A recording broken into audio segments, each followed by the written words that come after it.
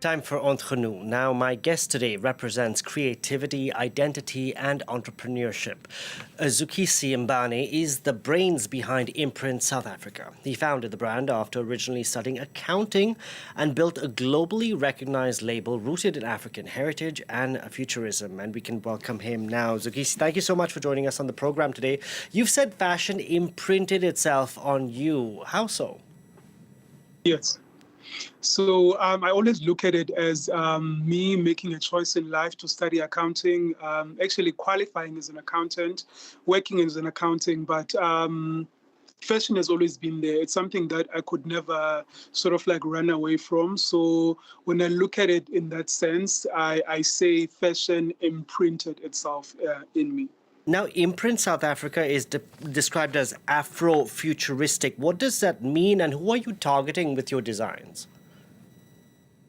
So when I say Afrofuturistic, the brand tells African stories. I'm rooted in who I am, where I come from, but the futuristic element of it, it's sort of like how I'm able to take something that's such culturally significant, but push it forward, reimagine it, and sort of like take it to the future. So when you look at the design, you see the African element of them, but it's something that you have never seen before. That's the Afrofuturistic element of it.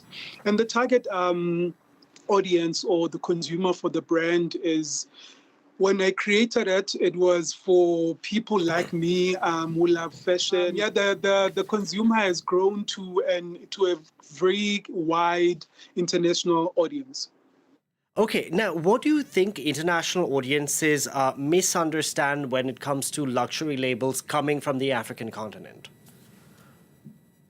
I think one of the biggest misconceptions is that it's of low quality. And that's something that we always push to educate the consumer on, that because it comes from Africa, it doesn't mean that it's lower quality, or the second one, that it's often also expected to be cheaper. Yeah. So I think those two misconceptions are the biggest drivers to what pushes the consumption of African luxury fashion.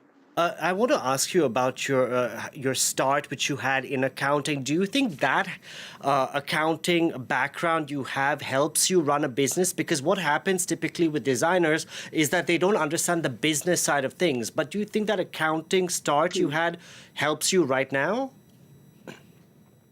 Oh, definitely. I think in as much as I am this creative who's not really limited in terms of like what I create, I think at the back of my head, there's always that idea that when I create something, there needs to be an end consumer. When I structure the business itself, it's not just the creative side. The business of fashion is very important for me. And also I think it's also something that have allowed the brand to stay on and achieve the stuff that I've achieved in such a short space of time. So that accounting brain, it allows me to be the businessman that I am, on top of being the creator. Clearly, you can't forget the stuff you learn. Now, I know you have a big show, your first runway show, I believe, in Paris on the 26th of June. What are you feeling, that you have this big stage coming up?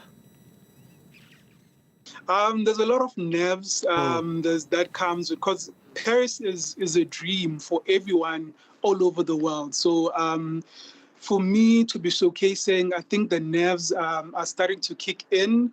In the past few weeks, I was okay. I was excited. I was looking forward to it. But I think now the reality of what this actually means for a young South African self-taught fashion designer to be showcasing in Paris, I think that is starting to scare me a bit. And I think it also is pushing me to sort of like perfect my craft even more. And finally, where do you retail, and are you looking to expand potentially your operations to places where, I don't know, the South African diaspora is present, or where you have buyers essentially outside of the African continent potentially?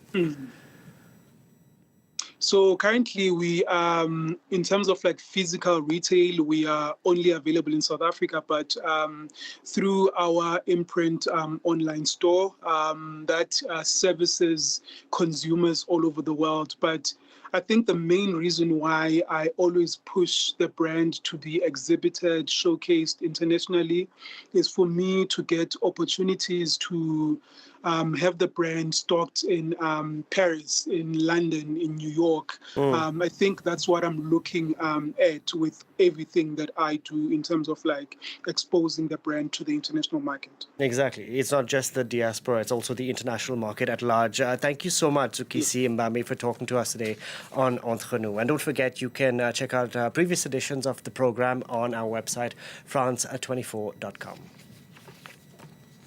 More news coming up. Stay with us.